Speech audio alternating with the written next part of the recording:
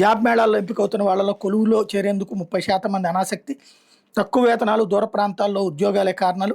ప్రభుత్వం ఉద్యోగ మేళాలు నిర్వహిస్తూ యువతకు ఉపాధి ఉద్యోగాలు కల్పిస్తున్న 30 మందికి పైగా అభ్యర్థులు వాటిలో చేరడం లేదు. రాష్ట్ర నైపుణ్యాభివృద్ధి శిక్షణ శాఖ ఆధ్వర్యంలో ప్రతి నియోజకవర్గంలోనూ కొన్నాళ్లుగా జాబ్ మేళాలు నిర్వహిస్తున్నారు. ఉద్యోగాలకు ఎంపికవుతున్న వాళ్ళు చాలామంది ఆ తర్వాత కంపెనీలకు వెళ్ళడం లేదు. గత 2 ఏళ్లలో రాష్ట్ర వ్యాప్తంగా 1707 ఉద్యోగ మేళాలు నిర్వహించి 1,23,682 మందికి కొలువులు కల్పించారు. వీళ్ళలో ఎంతమంది కొనసాగుతున్నారు, ఎంతమంది మానేస్తున్నారు తెలుసుకునేలా నైపుణ్యాభివృద్ధి సంస్థ ట్రాకింగ్ చేపట్టలేదు. దీంతో ఉద్యోగ మేళాలకు వచ్చిన వాళ్ళే మళ్ళీ వస్తున్నారు.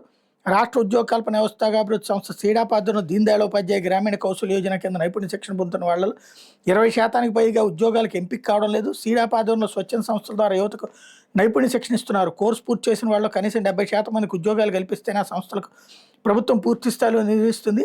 శిక్షణ సంస్థలు మార్కెట్లో కంపెనీలు వెతికి ఉద్యోగాలు కల్పిస్తున్నట్టు రికార్డులు సమర్పిస్తున్నా వాటిలో కొనసాగుతున్న వాళ్ళు తక్కువే ఉంటున్నారు.